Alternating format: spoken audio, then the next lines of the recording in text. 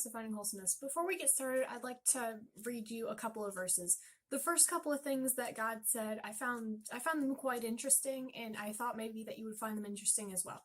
So God said in Joshua 1:5, I will never leave you nor forsake you. And this is one of those cute, short and sweet little verses that you've probably heard, and it's probably written on a bumper sticker or a wall art somewhere.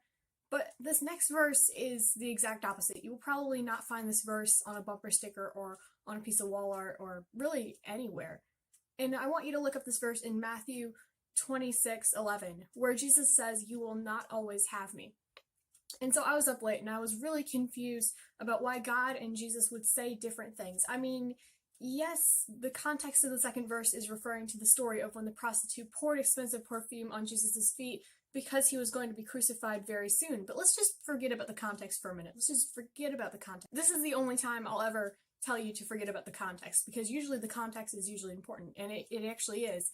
But for the sake of right now, just forget about the context. Because there's always something new to find out about what God is telling us. There's different ways to interpret things and different ways to read it. And sometimes God puts stuff together that usually doesn't seem like it should be put together, but it actually does. And that's what I love about Scripture. And he said, I will never leave you, but you won't always have me. And I think that those two verses were actually meant to go together. Because yes, God will never leave you, but you won't always see him working in your life. And you won't always feel like he's there. God will never leave you, but you won't always continue to grow closer to him. And sometimes we come across a season in our life or a situation where we grow further away from him. And he's there, but you might have grown away from him and you might not feel him as a result. God is still there, and that's not going to change anytime soon.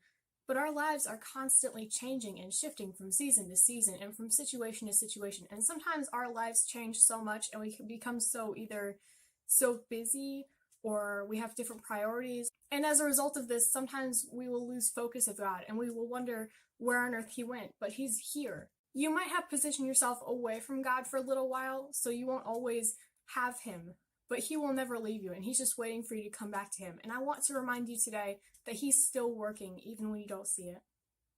Thanks for watching this video. Please remember to like and subscribe. If you have any questions or anything, please feel free to leave them in the comments, because I do read them and I want to hear from you guys. I'll see you guys later. Bye.